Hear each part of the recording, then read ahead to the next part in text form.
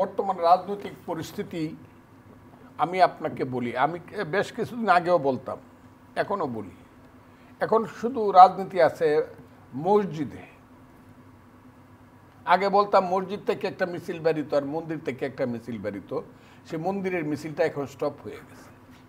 কাজে এখন মসজিদের মিছিলটা আছে দিনের বেলায়, আর রাতের বেলায় সন্ধ্যার পরে আছে ওয়াজ মাহফিলের রাজনীতি। এই কথাটা বলার কারণে আমি মুরতাদ থেকে দূরে কাফের পর্যন্ত সব বকাই আমি শুনছি। শুধু কি মাঠে মাঠে ওয়াজ মাহফিল হবে শীতের দিনে, এটাই কি ছিল আমাদের দেশের কালচার? নাকি আমাদের দেশে একদিকে ওয়াজ মাহফিল মিলাদ হইতো, হাজার হাজার মানুষ আসতো, মানুষ শুনতো, আবার আরেকদিকে যাত্রা গান হইতো। একটি পয়সা 22 বছর পরে মা মাটি মানুষ, যাত্রা গান মানে হইল সত্যের পক্ষে ও সত্যের বিপক্ষে একটা অবস্থান নিত, মানুষ শুনতো। আবার হয়তো লোক এই যে যাত্রা গানের নামে আবার যে যাত্রা হয়তো রূপবান যাত্রা, গান গাই গ্রামের মানুষ সারাদিন পরিশ্রম করতো জমিতে অথবা কারখানায়, সন্ধ্যার পরে বা রাত্রের বেলা গিয়ে গান শুনতো রূপবানের। মোদের বাড়ির দক্ষিণ পাশে গো ও দাইমা কিসের বাদ্য বাজে গো আমার দাইমা দাইমা। এটা তার একটা আনন্দের ব্যাপার, হৃদয়ের আনন্দের ব্যাপার। এইটা এখন বাংলাদেশে বন্ধ হয়ে গেছে। এখন নাটক বন্ধ হয়ে গেছে। এখন গান গাইলে পরে মোল্লা সাহেবরা গিয়া ফয়লে গিয়া গান গাওন যেত না, লালনের গান এগুলা বেদাত গান, নাচ্চা নেচ্চা গাওন যাব না। কথাটা খুব বুঝার চেষ্টা করেন। আরে শাহ আব্দুল করিমের গান, কিসের গান এগুলা? ওই যে কি জালালের গান, থাকতে ক্ষুদা প্রেম সুদা পান করে পাগলা মন, এগুলা আবার কিসের গান? রাধারমনের গান, আমারে আসিবার কথা কইয়া মান করে রায় রইয়াছ ঘুমাইয়া, এই গান মানুষ রাতের পর রাত শুনছে। বাউল গান, লালনের গান, নাটক দেখছে, যাত্রা দেখছে, পাশাপাশি দেখছে কি কীর্তন দেখছে।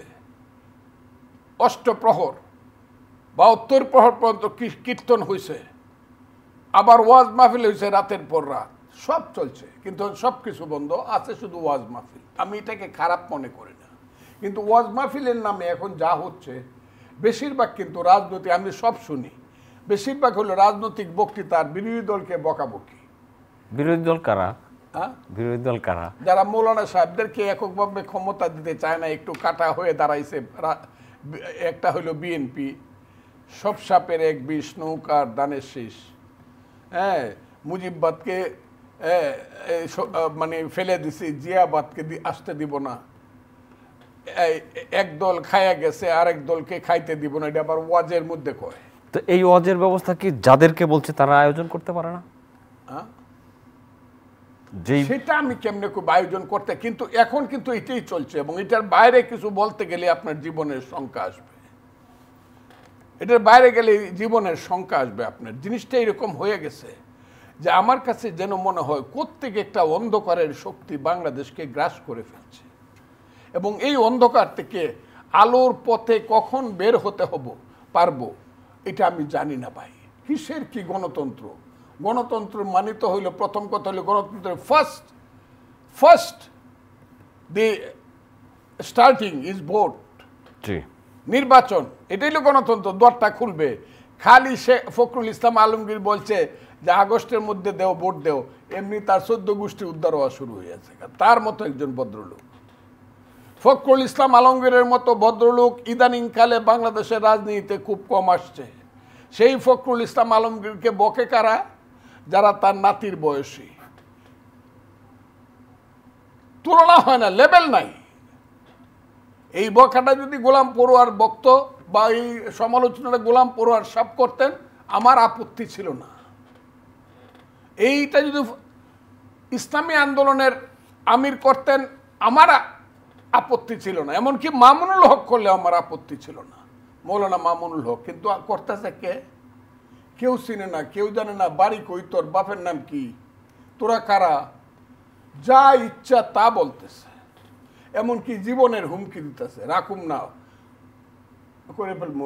একজন ছেলে একটা দলের প্রধান হয়ে বৈশা আছে, কেউ জানে না। আমি জিজ্ঞাসা করছি বাড়ি কই, বললো ওই যে কুমিল্লার একটা জেলায়। আগের জেলায় চাঁদপুর টাঁদপুর এইরকম হবে, এই থানায় বাড়ি, চিনেননি তারে, আপনি তো ওখানে উপজেলার চেয়ারম্যান ছিলেন, আপনার থানায় নাকি বাড়ি, কয় আমরা 14 গোষ্ঠীও তারে চিনি না, কিন্তু সে জাতীয় নেতা।